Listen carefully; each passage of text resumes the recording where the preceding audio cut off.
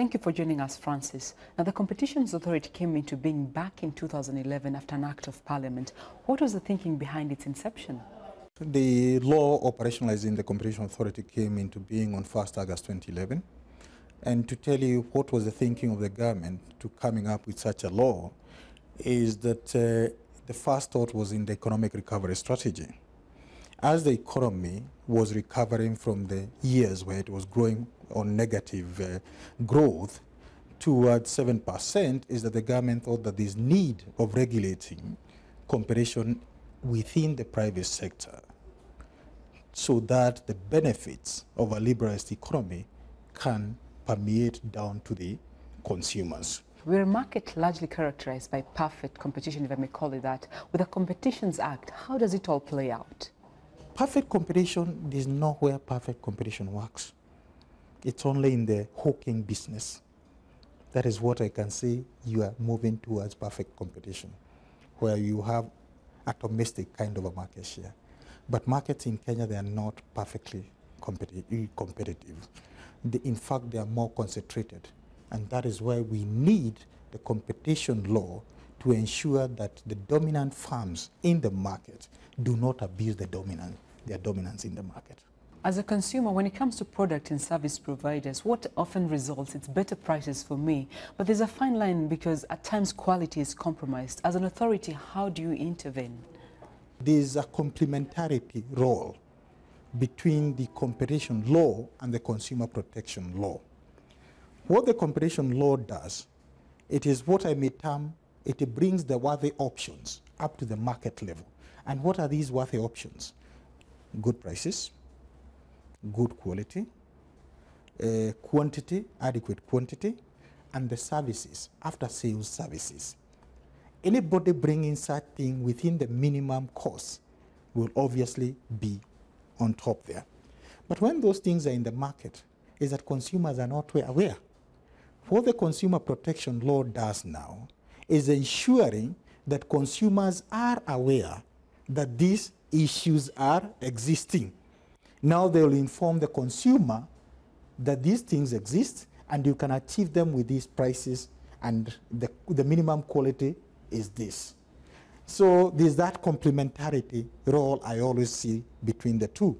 The authority also oversees mergers and acquisitions, and in Kenya we've seen a wave of upcoming mergers and acquisitions in the telecoms industry, among other industries.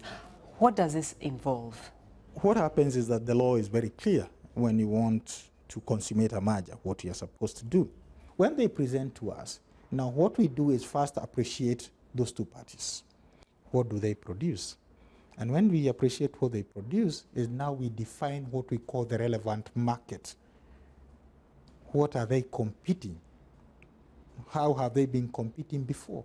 Now when you have the relevant market, is that you'll be able to appreciate if these two people combine and become one, have they become dominant and they will have market power to manipulate this market.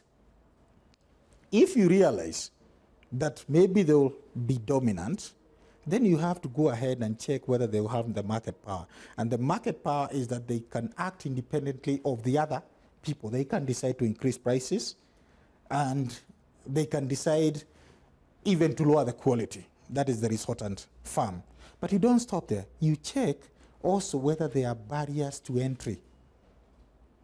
If at all there are no barriers to entry, you can allow the merger because there are other people who can come in easily.